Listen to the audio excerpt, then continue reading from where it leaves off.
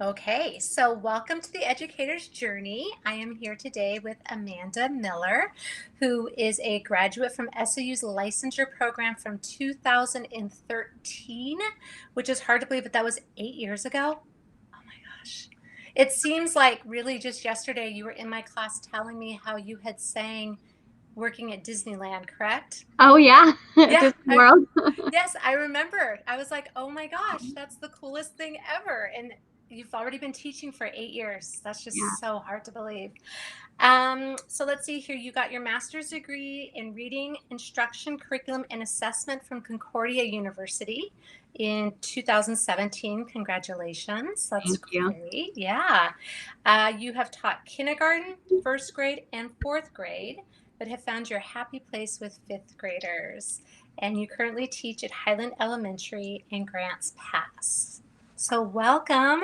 So Thank good to have you here. So fifth grade's your happy place. Can you tell us a little bit more about that and why it's your happy place? I love kids this age. They're at kind of this weird transitional phase where they get a little maybe attitude and they've got a lot of emotions going up and down. And I've found that I love helping them through their problems. And at fifth grade, we get to do so many fun, cool things at the end of the year because they'll be moving on to the middle school the following year. So, I just get to like re-enjoy all that stuff that I remember I loved as a fifth grader through them. And one of my favorite teachers of all time was my fifth grade teacher. And so I kind of get to like pass on her legacy and be the same kind of teacher to them. That is awesome. That's so great. So can you tell us a little bit about your educator journey? What brought you to teaching? Um, I went back and forth a lot. When I was little, I can remember thinking I wanted to be a teacher, but then as I got older, I wasn't sure. I knew I wanted to work with kids in some capacity, but I thought about doing social work or maybe being a lawyer. I even dabbled with doing forensic psychology at one Oh, point. wow.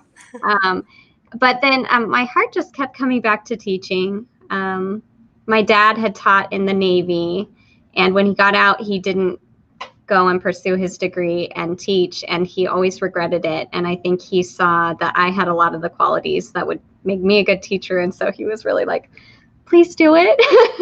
And I'm glad that I took time to really think through if that's what I wanted or not, but it turns out I really did, and I loved school.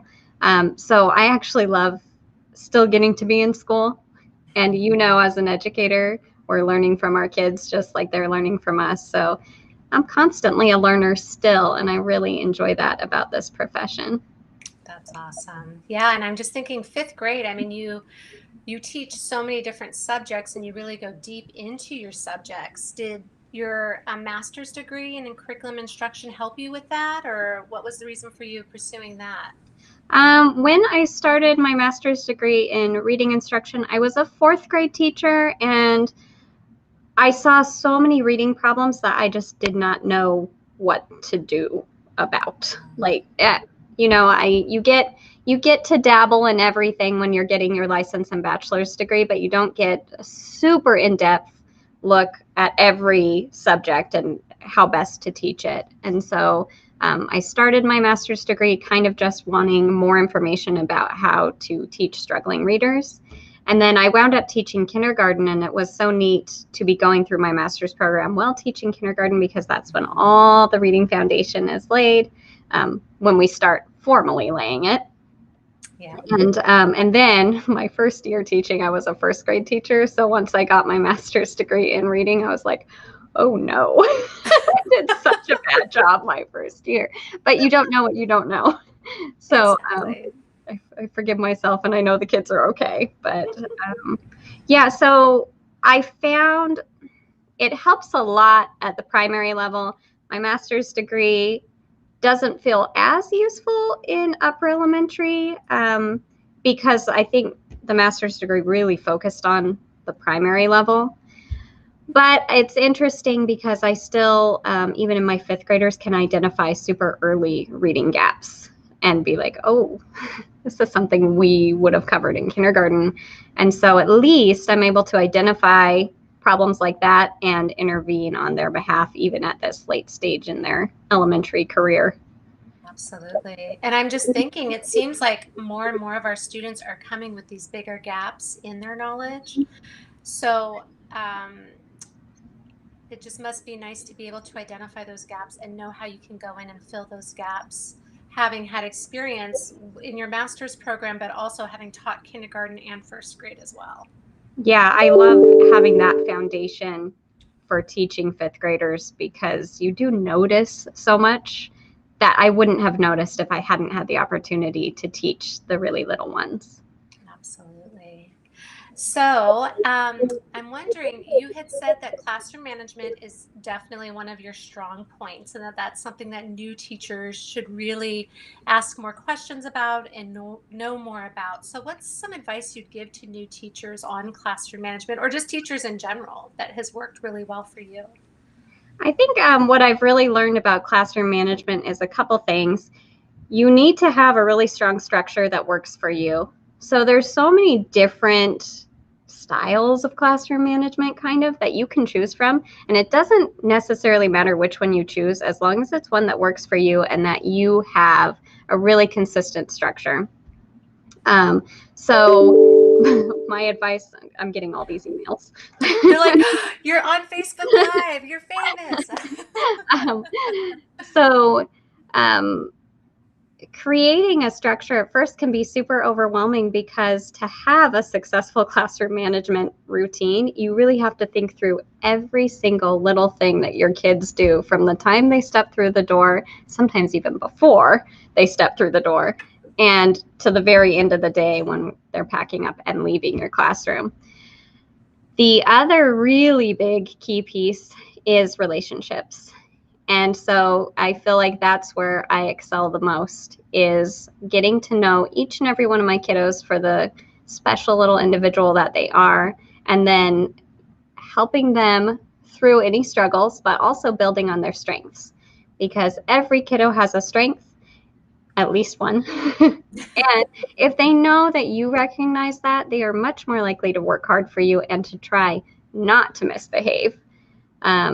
Kids are kids, and some kids have a much easier time than others managing through their emotions and their behavior. But even the kids who struggle the most can have some success if they know that their teacher loves them, if they know that their teacher believes that they can do well, and if they feel safe when they do fall apart. It's going to be okay. My teacher's here to help me through that too, and will love me just as much the next day. So, what are some ways that you actually set that up with your students so that they do know that about you, and they know that you do love them, and that you do know you see them and their positive qualities?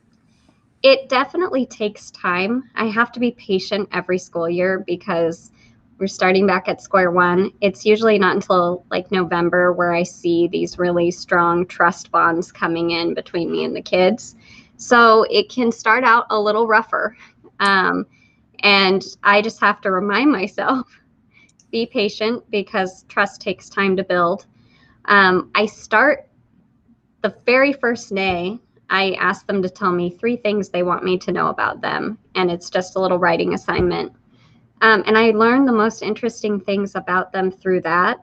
A lot of kids will share, I can't sit still long. I'm sad a lot. Just these deep things and things they know about themselves or that they think they know about themselves that really give you a clue about who they are or who they see themselves as. And then it's just a lot of listening. Um, what is popping up as important to these kiddos? I've got one that sent me a poem, and I was like, oh, I have a little poet here. So as often as I can, I interact with her about that. I might bring her a poem that I liked, or if she shares one with me, I make sure I follow up with her and say, oh, I loved this part. This really made me question this, and the best poets make their readers question things. And so it's just it's hard to teach. There's definitely intentional things you can do, but I also think it's important for teachers, especially of elementary ones, to have the right spirit going in and to have that curiosity about who each of the people is that is coming into your classroom every year. Because if you don't have the curiosity, you're more likely to see misbehavior as misbehavior versus what's going on with this kiddo. And as you were talking, I was thinking a big part of it sounds like being present, like being fully aware in the moment, not focused on the standard that's on the board, and that's hard to juggle as a teacher. Very hard to juggle, and it can be very overwhelming, especially when you have a large class size. And sometimes I have to have chats with myself about what is most important in teaching to me, because the academic stuff is, of course, important. That's why they're here, to learn. But for me, the social emotional piece is the most important reason we're here, because we see so many kids that I may be their only stable, loving person. And so it's critical that I be there for them as people before I'm there as their teacher. And sometimes I have to let some academic things go, and I have to be okay with that. Yeah. And that's so hard, I think, to learn to trust yourself as a teacher to do that, to know, okay, they need a break, I need a break, or okay, we were doing this, but so and so needs me to really give them this attention right now. And to give yourself permission to do that can be challenging. Yeah. And I found I had a lot more frustration in the profession, and I would kind of get impatient a lot more easily when I was trying to force a lesson when it wasn't the optimal time to be doing it. Or you often find that with kids that have epic meltdowns. If you had backed up a little and had taken a breath and acknowledged this child is not in a place to do what I'm asking them to do right now, then it probably would have been okay. But a lot of times as teachers, we just want to push our agendas, and then we've pushed the kiddo over the edge. Yeah, so true. And that reminds me of trauma-informed care. We hear a lot about that, and we see a need for our kids to really be seen for who they are and who they show up as, and a lot of what they're going through is not their fault. It's just the situation that they're in life. And so, do you have um, any advice for using trauma-informed care, or anything you've learned through practicing trauma-informed care? Because I believe teachers in your district are trained on it. Is that right? Or Yeah, I was actually part of the Building Resilient Communities Committee for my district, and it was all about trauma-informed practices. So it's a big passion of mine. I think, like we were talking about, being present with the kids and being able to see them for who they are is the first step. And then it's having a multitude of tools you can use given any different situation. Not every kiddo is the same. Not every situation is the same. So one thing that I've done that I couldn't do this year because of COVID, but that helps a lot, is to have a calming corner. And so at 5th grade, we've got pillows and blankets, and it's kind of a little corner. There's books, there's bubbles, there's kinetic sand and Play-Doh. There's a nature basket full of rocks and feathers and just things that they can try. And I'll put like different choices up on the board, like feeling stressed, try this. Here's how you do feather breathing. Here's how you do bubble breathing. Sometimes it can help to just sit and draw. And so they can see visual choices of, okay, I'm in this upset place. What can I try? And we talk about how the solution won't always be the same, even for the same person. Writing might work one time, but next time it might be I just need to sift through the kinetic sand. And so we spend a lot of time talking about how to manage our emotions and acknowledging that everybody is going to have tough emotions, no matter what your situation, and that it's okay to have them, but that we have a plan. And so I've found having a safe place. My kids know if I'm going to melt down, I don't even have to tell Mrs. Miller. I can just go there. I think that goes a long way towards feeling safe in the classroom. because they know my need is going to be met. And my teacher is not going to give me a hard time if I need to take myself out of a lesson and go take care of myself for a little bit. I love that. Is that something that they elect to do, or do you also invite them to do it if you can see that they're getting kind of flooded as Yes, well? definitely. Because we know when the emotions kind of take over in the brain, we can't always make great decisions for ourselves. So I will suggest it, but it is just a suggestion. I never force kids to go to the calming corner or to go somewhere else. It's more of like, we have these options. I think it could help you. Another choice might be you could go to the learning center and calm down if you want more privacy, because we have a learning center here at our school where that's a choice they could make. You could sit at your desk with your head down. Here's your choices, what's going to work best for you. And usually they're at least present enough to be able to say, well, I think I'd like this better, and give that a try. That's wonderful. And I'm thinking about anxiety in kids. We're seeing heightened anxiety with COVID, as well as just, I think, with just what's happening in the world today, that just we are hearing that depression's on the rise, anxiety's on the rise, and it sounds like a lot of these things that you're teaching kids to do with their emotional regulation, they could use for anxiety and even in some depression type of situations as well. Yeah. I suffer from pretty severe anxiety myself. So I think that's actually a strength I bring to the classroom. I can recognize it in kids, and I've got a lot of options for helping oneself through it if needed. So that's been kind of a beautiful thing for me, to be able to see my own struggle as a gift to be able to help the kids through theirs. So, yeah. That's wonderful. And I applaud you for being on here today, because I know that, anxiety, different things can trigger it. And so that's just so wonderful that you're taking what you know about yourself and using it in your work as a teacher, and I'm assuming in your life in general too, which is awesome. That is. And it's, that's the case with anything. It's where you have struggled with something, you can identify that in your students and help them with it because you've gone through it yourself. Yeah. And the kids know it's authentic. They can tell, Yeah. oh, she knows where I'm coming from. That's awesome. So, speaking of COVID, has it impacted your teaching at all?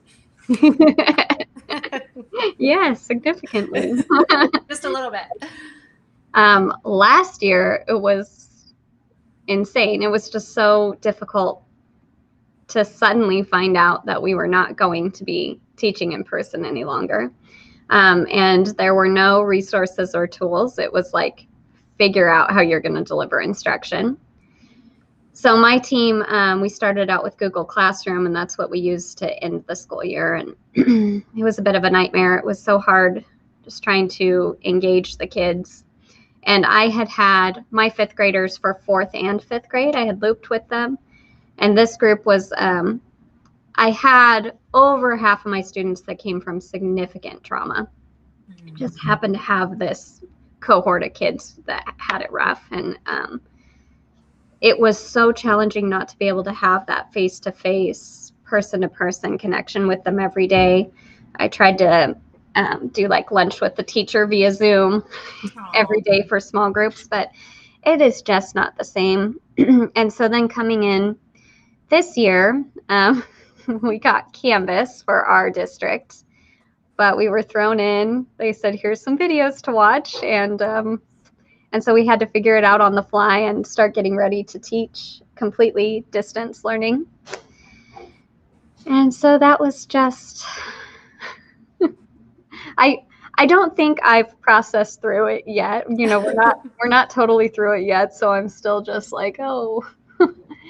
We went to hybrid after Christmas, which I actually really enjoyed. I have never felt, I've never had a manageable class size. So I had 12 in each cohort, which was amazing to be able to teach just 12 kids at a time. And I actually had the largest cohort of my whole school. So it was luxurious to have the highest class size of 12. And then Wednesdays, we would do one live meeting with our students, but the rest of the day was for us to plan and prep. And to have that, my mental health, it was just so wonderful. And I've always kind of realized the heavy burden of go, go, go, go, go with teaching and never having enough time. But until I actually was given the gift of time, I didn't realize how impactful that is. And so for me, it's just been like, I can't make more time. I wish that I could, take this and move forward and solve the problem, but I can't. It's like I'm forced back now. We're in 5 days a week. And I love having all my kids here at one time, but I also have to acknowledge the fact that it's not an ideal teaching situation. Yeah. And I'm allowed to say that. I can't do my best job when I've got an overcrowded classroom and very limited time to plan and prep. Yeah. So you lost your prep day.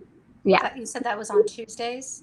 Wednesdays. Wednesdays. And so now you just have students back and you don't have any prep time like you did. And that first week back, I mean, I felt it emotionally. I almost wanted to quit. I was just like, this isn't fair. I've had fair and now I'm back to not fair, and I'm really not okay with it. But of course, the love of the kids, keeps pushing you forward. And after the first week, I kind of adjusted. But it's kind of in the back of my mind is, teachers still have a lot of advocating to do for ourselves as professionals. And it is okay to say, my working conditions are not really acceptable and something needs to change. So if you were to say that, or if you have said that, who do you say that to? Oh, right now, just other teachers. and we're all saying that. Like, yeah. I think if we felt we could affect change, that we would be likely to voice it to other people. I know that some people have spoken up to our union, but I think they see it as it's such a huge request in the eyes of administration that I don't know if they even want to bring it up and try. And is the request smaller class sizes or more planning time? I think in this case, it would be the planning time. Class sizes, we understand our hands are a bit tied. We have 3 teachers at each grade level in my building, and that's the number of rooms we have too. So I don't even know where, like we couldn't even put extra teachers somewhere. But the time could happen and would make a huge difference. When I taught, we used to get Wednesday afternoons off. I don't know if your district does this or if it's ever done it. And it was amazing. I was teaching kindergarten, and all the kindergarten teachers in the district, once a month, we would meet that Wednesday afternoon and share what we had done and share different ideas for teaching. And it was so awesome to have that time to do that. And I know some districts still do it, but what's happened with that time is they fill up that time. They don't let the teachers decide what planning they're doing, when they're doing it, who they're doing it with. It's like the districts decide, no, this is when you're going to have faculty meetings, or you're going to learn about new curriculum. It's not up to the teacher, so it's not really your time. Yeah. And I know what you're talking about. When I was at kindergarten, we had a couple opportunities to meet with all the kindergarten teachers in the district. And it is so, it's just soul filling, like you get to be with the people that do your job, and you get to hear from teachers who have been teaching a lot longer than you have, and teachers who understand exactly where you're coming from, and you get to hear all the great ideas. And it has been frustrating. It seems like in the past several years, the push has really been teachers can't manage their own time. We can't trust them to do what we've asked them to do. So we are going to micromanage. We're going to say, you are specifically doing this. You will fill out this form so we know that you did it. or you will be supervised by a principal the whole time. And that's just incredibly frustrating. Yeah, that really is. It deprofessionalizes teaching, not to trust your teacher. Yeah. Yeah. Oh, I'm so sorry to hear that. Well, I will cross my fingers and do whatever I can to make it so grants past teachers get time to plan. I don't know what I can do, but um, yeah, that makes such a difference. Like you said, it makes a huge difference. So, oh my goodness. So, what is one question you wish that more people would ask you as a teacher? I know I know that when I filled out my form, I said that I don't get asked a lot of questions about teaching. That's right. You did say Which that. is interesting. Hmm. I feel like this is the first year where I've had this shift of being like, I don't know what I'm doing to ask me questions. I know what I'm talking about. And I think part of that is because I moved around grade levels a lot. And this is my third school district. I started in Central Point. That was a temporary position. I moved to Rogue River. And then the next year I finally got hired here. So I went first grade in Central Point, fourth grade in Rogue River, kindergarten in Grants Pass. I did kindergarten for 2 years. Then I did fifth, and a fourth grade teacher wanted to do a loop. So I dropped down to fourth and then came back to fifth. And Wow. so when you move around that much, you just don't ever get your feet under you. You don't get to become an expert in what you teach. And so this year is the first year I've taught fifth grade 2 years in a row. And it's been really nice feeling like, okay, now I actually have a vision for where I want things to go, and I can start making better plans. And my strengths have become apparent to me, as I mentioned about classroom management and trauma informed practices. So maybe that's part of why teachers haven't asked me questions yet. I haven't been in a place to be a person to answer them. Well, now everybody in the Teachers Collaborative knows that you are in a place to answer any questions they have about teaching. Yeah. I may not have all the answers, but I welcome questions. Yeah. Well, and I think, classroom management is one of those things that continues to shift. And so it's like we're always learning about classroom management and best ways of working with students, because each year we have students with such different needs that what worked one year doesn't work the next year. So it's a Definitely. constant learning process. That is So, so true. yeah. And the more we can hear from other people what's worked for them, the more we can try it and see if it works for us or not. Like you said, it's that tool belt. Yes. That's fantastic. Well, the one last question I'm going to leave you with is, I know you have two little kids at home, a daughter and a son, and they're both under the age of 5, correct? Mhm. So how do you manage balance as a teacher, as a mom, as a friend, as a wife, all those things? How do you, because teaching can be all encompassing, as you know. It is. I have had to make a conscious decision to put some boundaries around myself as a teacher. I used to bring it home with me a lot more than I do now, and that's out of necessity. It used to be I could go home and cut out a million things or grade papers before I had my own children. But if I do that now, I'm choosing to take mommy time away from my own babies, which for me is unacceptable. I just can't do it. I was feeling super miserable and burnt out on both ends because I just couldn't. You can't do both to the ability that you would like to. And so I had to make the decision that my family was the priority, is the priority. But I'm finding that knowing that when I leave work, I'm not going to be working. I've gotten a lot more efficient with my time and how I spend it when I'm at school. Mhm. So I can stay super focused on a task for 2 hours after school. Whereas it used to be more like, I'm a little distracted by this, I'm a little distracted by that.